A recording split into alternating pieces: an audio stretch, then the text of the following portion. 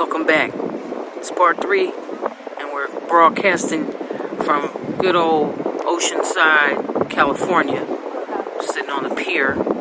It's very chilly. California is undergoing weather transformation. Pretty much I'm calling this New London because the sun has been absent. But we got a little bit today, just a little bit, but it's still a breeze, huh? So let's start where we left off. So it's now, let's say it's about early March, late February 2013. The crew is all figured out what we want to do. And now we have to put everything in place, right? So the first things that me and Stacy and Angelique had to do is find a lawyer, an abogado. That's lawyer in Spanish. I got a couple words still, okay?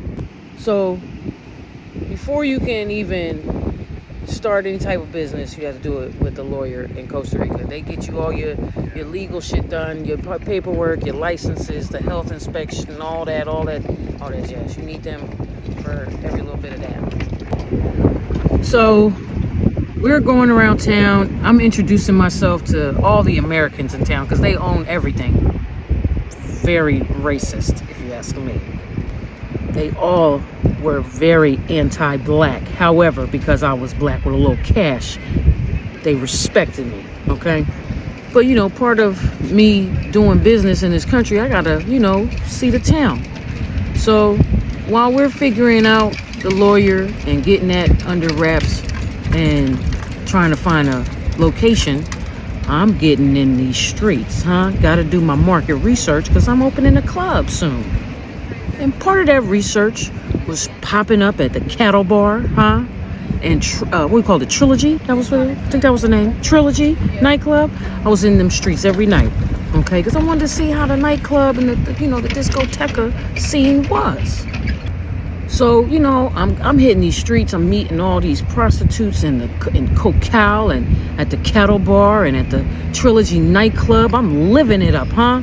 I am popping bottles, getting VIPs. I'm becoming friends with the owners, okay? So, because the key player in this story is going to be the owner of the Trilogy, huh?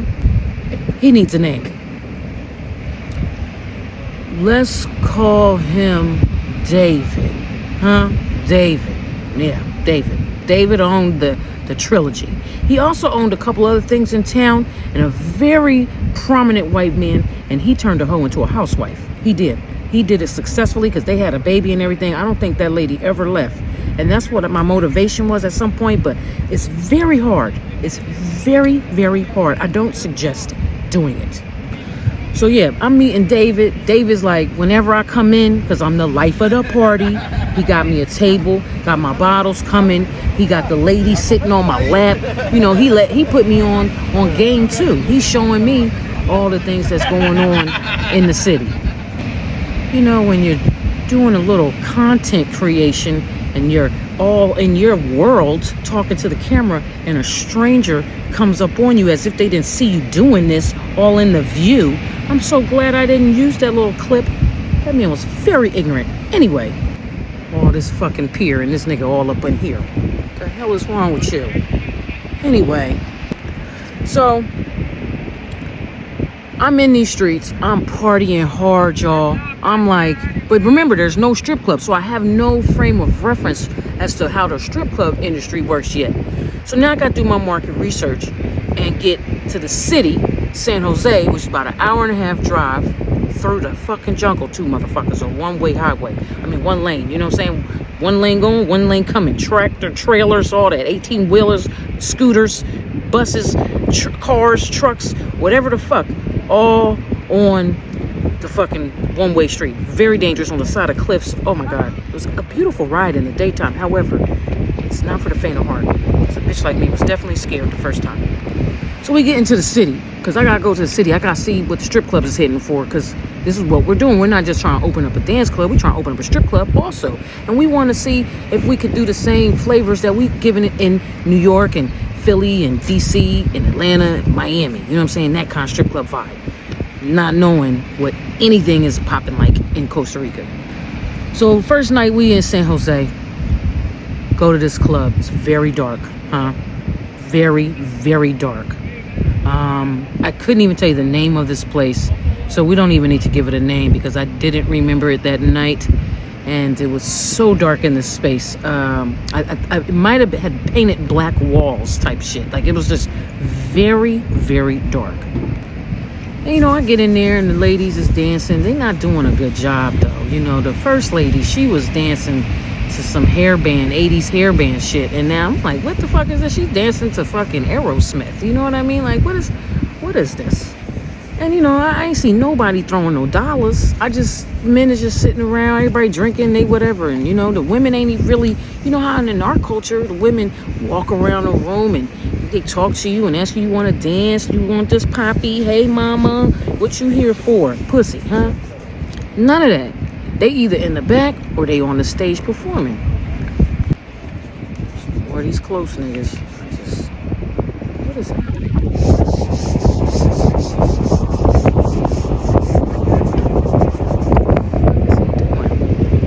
It's all in my video. I'm keeping that.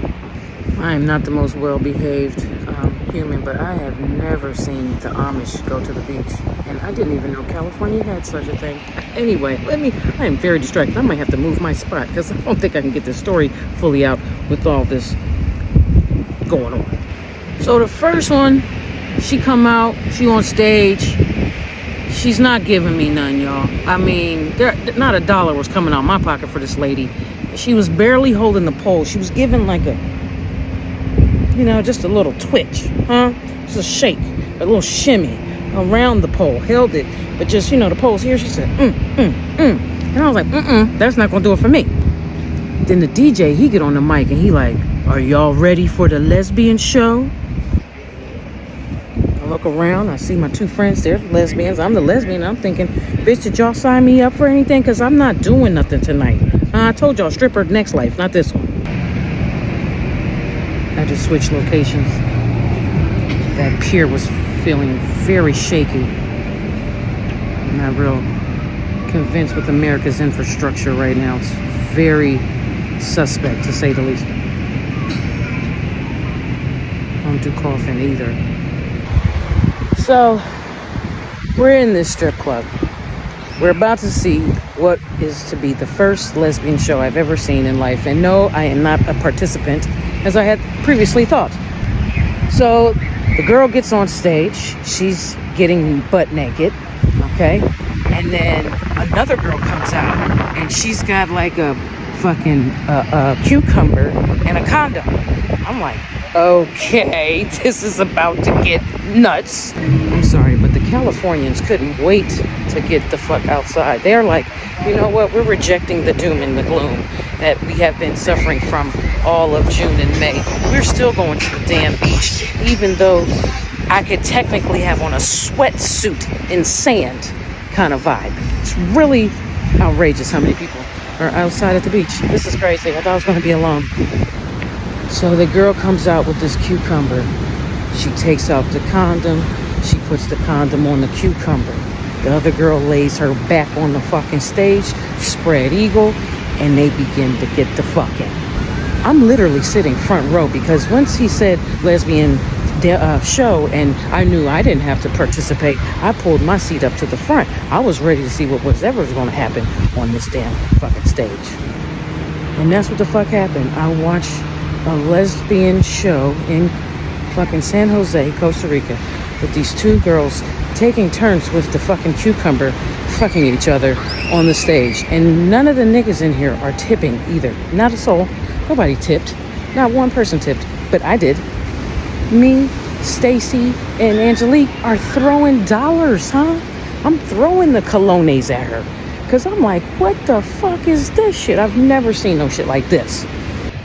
So at the end of the show, I started recruiting girls. Now, I couldn't do this on the high tip because, you know, the owners of these clubs will, you know, get offended. So I had to, you know, just, you know, introduce myself like I own a regular discoteca. Nobody knows that we're doing the strip club thing also, okay? And we don't even have a location yet. So I'm just talking, you know what I'm saying? And I just want to pick these girls' brains. And most of these girls, so a lot of them be gay in real life. But, you know, they do what they do at night and work and all that. So that's what you do. So anyways, I'm meeting them. They walking around telling me whatever at this club. And they tell me the big club to go to. So I'm like, bet. I go to the big club. We're going to name the big club Bermuda Triangle. Okay? So we at the big club, right? Bermuda Triangle. Biggest strip club in Hako. And it's got the most state-of-the-art stage with the pole is like lit the fuck up and moving and shit. And there's no girls on the pole when I first get in there. That's a sign. It's a sign, huh? They even got a fucking fighter jet in the motherfucking, it's their VIP area, a real fucking plane that you can go sit on and have to yourself with a young lady. Now, this place never made no lesbian show. Okay. All right. Okay, it's getting a little noisy on this little street up. I'm gonna have to move my location. Is this better? We'll see. I mean, it's only right to tell the story here, I'm telling you. This is the shit I was looking at every day. It actually reminds me of my daily walk on the beach. This is what I would do every day. So we in the Bermuda Triangle. There's no bitches on this stage. The music is pretty trash. Once again, more classic 80s hairband rock shit, Aerosmith and such. I can't even remember. Like, these motherfuckers were dancing to the White Snake motherfuckers, you know, and like shit like that. Like, you know what I mean? Like, it was very strange music. Finally, you know, I'm talking to the waiter and I'm like, yo, when's somebody coming out here, you know, because we've been here 30 minutes. I already spent about $100 on alcohol because the shit's $1 million in here. What the fuck is going on? And he said, well, everybody's busy right now. When somebody comes out, you know, they'll hit the stage. And I'm thinking to myself, everybody busy? You ain't got a rotation of bitches in here? I mean, what strip club don't have a rotation? You always got a bitch on the stage. Now, come on. I was very confused by this no one's available. Meanwhile, out comes a lady from a room. Out comes a gentleman who looks like he just woke up. Then another door opens and another lady comes out.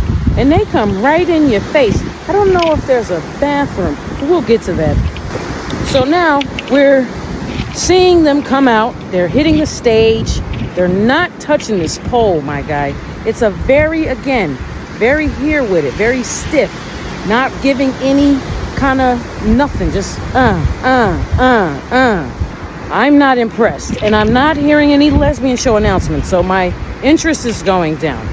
So I finally get the attention of a young lady. I guess, I think I flashed a couple dollars. I mean, that's the language, right? She comes over, and I'm like, you know, what's the tea? Where's everybody going? What are y'all doing? She was like, you gotta buy a bottle, baby. And I was like, well, I'm not that thirsty. I didn't plan on being here that long. I just wanted to know, you know, what's popping? You know, how do I get someone to do a dance, maybe? And she proceeded to put me on game. And the game is that prostitution is legal, but pimping ain't legal. Every girl out here is a fucking free agent. She's an independent contractor. You cannot sell pussy legally. However, for providing this safe space for you to do your business, I'm going to sell this gentleman a bottle. Okay, I'm going to give him a bottle of champagne. He's going to pay about $300, $400 for this bottle of champagne. And with that bottle of champagne, he's going to take her and that champagne in that room for, let's say, 30 minutes. Okay? And they going to do what they do. But in that bottle of champagne ain't champagne. It's fucking ginger ale. Nobody's actually getting fucking champagne. And this young lady was not happy where she was working because they didn't, you know, it's men on the place. Y'all niggas are terrible sometimes. You know, some of you done the work. I'm not going to say all of you can go to hell, but a lot of you don't do the work, huh? You know, treat these women a certain way. It's fucked up.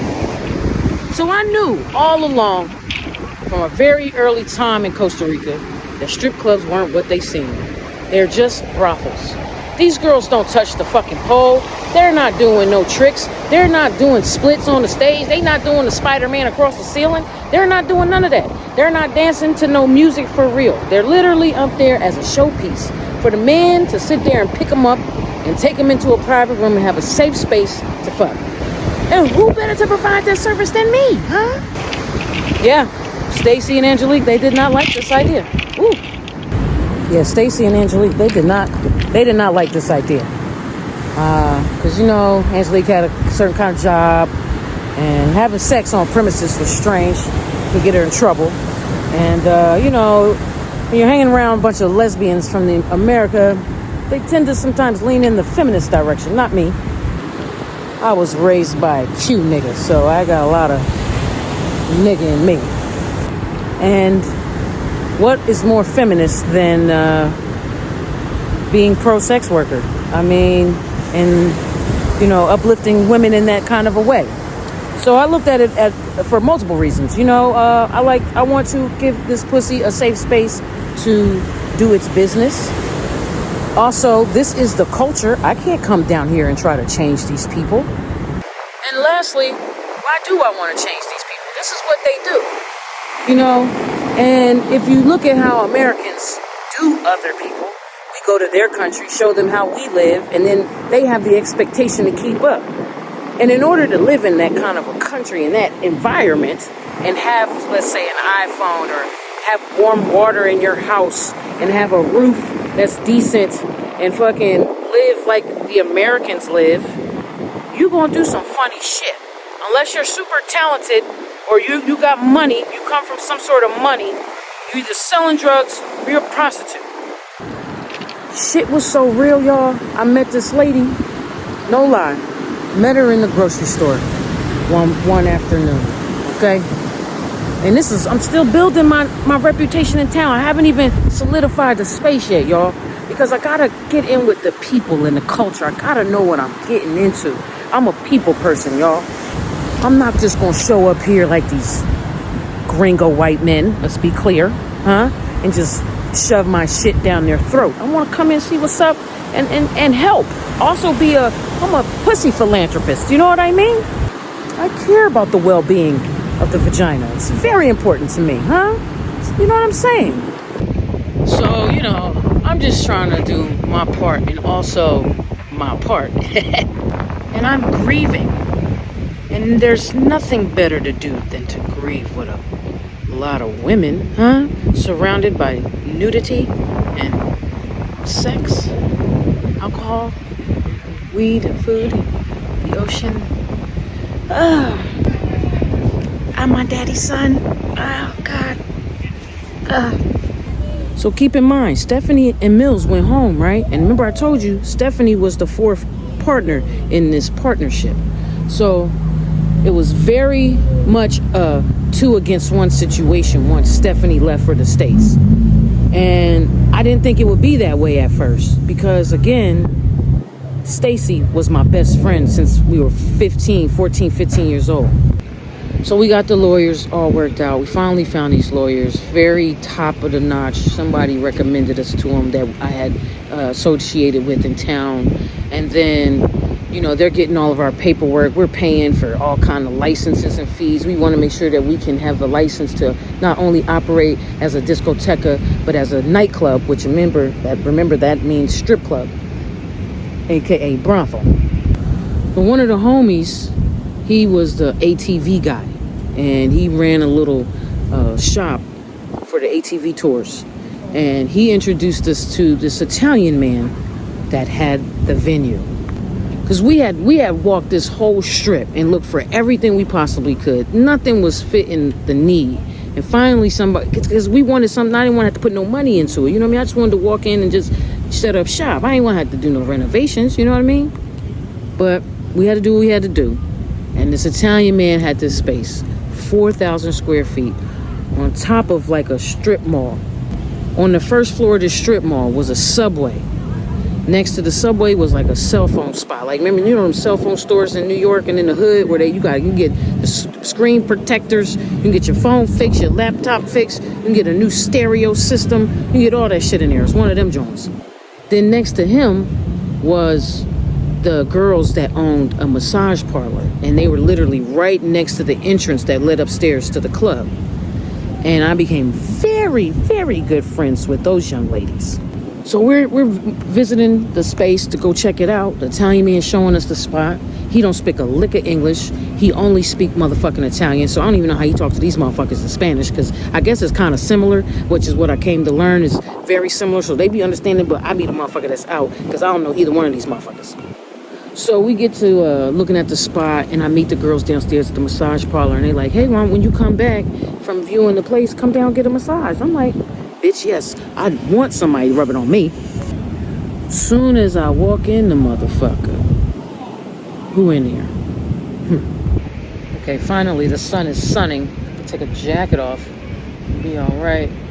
Casually about to go over here and join these people in this class. This bitch needs to lose a couple pounds. Anyway, Rachel's in there. Not only is Rachel in there, she's their homie, okay? She be all up in there. She friends with them. She ain't got no clothes on. It's daytime, so she's not working because she has a flat on. But the shorts is shorting, the top is topping. You know what I mean? And she trying to walk me in this room to get this massage. And I'm thinking to myself, where your girlfriend at? Don't you got a girlfriend? Because Lily not the one to play with right now. I'm grieving the loss of my father.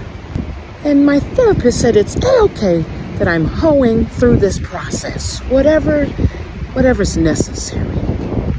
And what better than consistently new vagina to get over such a thing? It's noisy here. We're going to have to switch our location. So Rachel walks me into the room, politely asks me to remove my clothes, as if this bitch is working here. She don't work there. She worked them streets at night. Let's be clear. These people do not like to have blinds on their places. I was all in her business. Anyway, but you know me. I'm like, whatever. If she wants to take my clothes off in this room and be a part of this massage, oh well. I'm not going to stop her. I'm not the one cheating, Now my friends is upstairs talking to the Italian man. I'm downstairs getting a massage because I can't focus on one thing at a time, okay? So I get in this room. I got my clothes off. She's folding my clothes neatly, putting them on the chair, and I'm thinking this bitch about to rub me down. So I put my face in that shit, you know, the little thing, put your face in the massage chair. I'm ready, you know what I'm saying? I'm ready to go. And then she walks out, and then comes somebody else. Now, luckily, this is not the part of the story where I say some big barracuda motherfucker, nasty looking motherfucker came in and started rubbing on me and shit. That wasn't the case. This young lady was also very nice looking, and I enjoyed her hands very much. She gets all of the body parts, okay? No happy ending. These are professionals. Yeah, no happy ending, but they definitely worked out my glutes and my ass and my tits, okay? Sorry. All those parts need to be touched on. So we love this space, bro. The space is crazy. It's on the beach. It's above the Subway restaurant, right by a river. And there's like I said, the store's down front. It's very close to the crib that we were currently staying at. And it's in town. It's in between the Cattle Bar and the Trilogy nightclub. So anybody walking the strip at night is going to see it because it's big. And it has a place to put a sign outside, which is dope. So you can have a big ass sign. You know what I'm saying? And it's all windows. The whole place is just nothing but fucking windows. So you're just looking out. It's a life from inside the club. The problem is, you know, now we got to put in hella money to renovate this place because it's not really fitted for a strip club and it's not really renovated. It looks kind of dated and all that. So again, didn't even discuss bread yet. We got lawyers. We got a space. Next thing to do is hire staff. Quite frankly, none of us know what the fuck we're doing, and we're in a country where we don't speak the language, so even getting work done is going to be problematic because we don't speak the language, especially with the motherfuckers that use their hands. They're not over here speaking no English and shit. So that's what we do. We start holding open interviews. And that's when we meet the first general fucking manager. Now maybe it was the way he spoke, because there was never any type of language barrier. He spoke perfect English. He was Venezuelan, very professional, came in looking the part.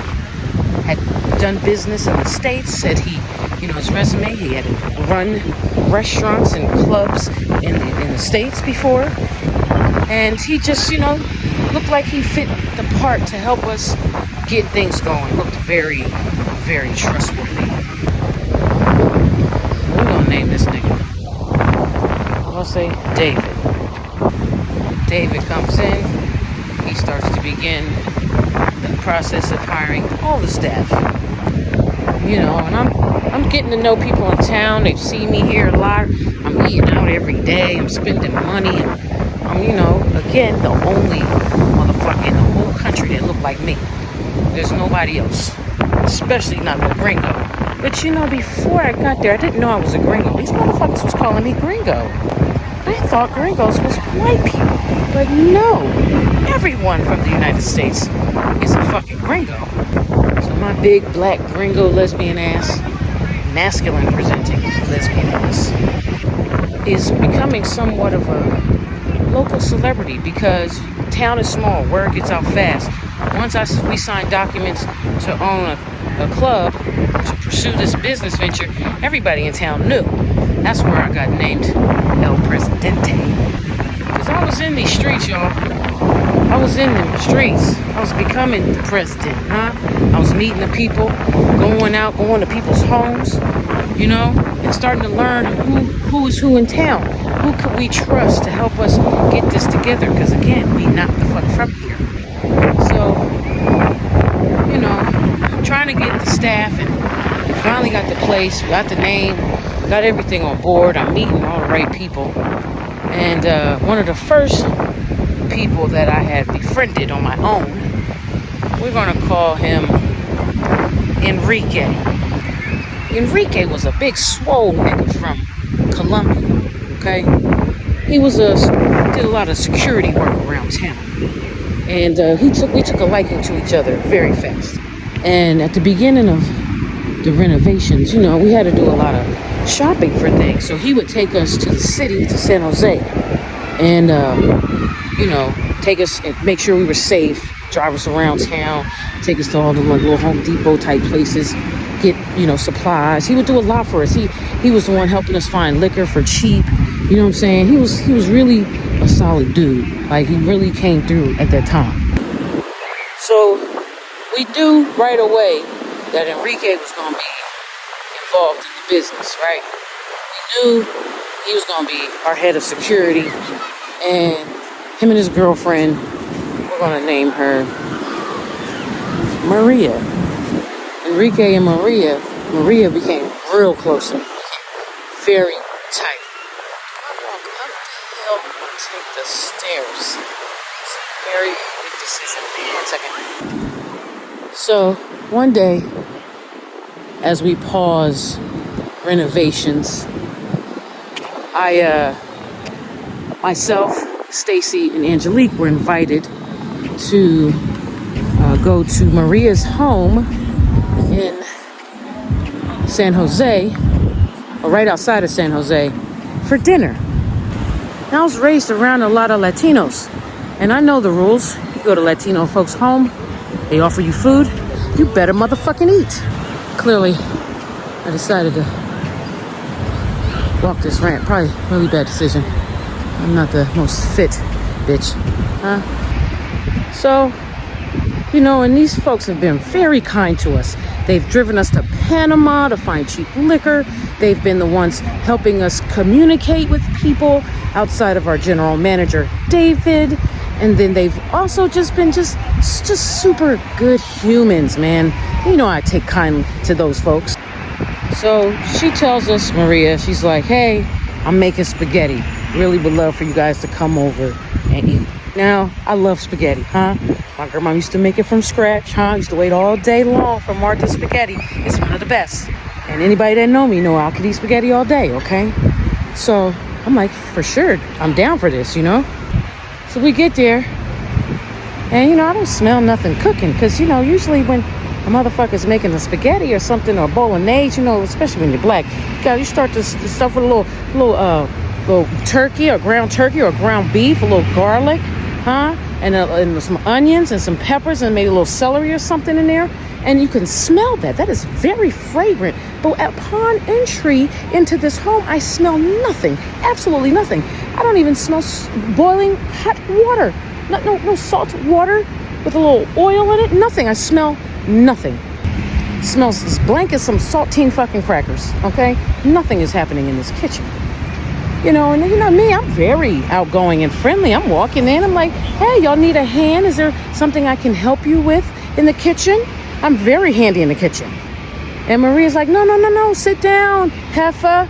Boss in Spanish. First time they called me that shit, bitch, was triggered. But we learned it was Espanol for boss. For the lady is heifer. For the male is jefe. I told him we're going to have to find a happy medium because I don't like to be called heifer. She said, no, heifer, sit down.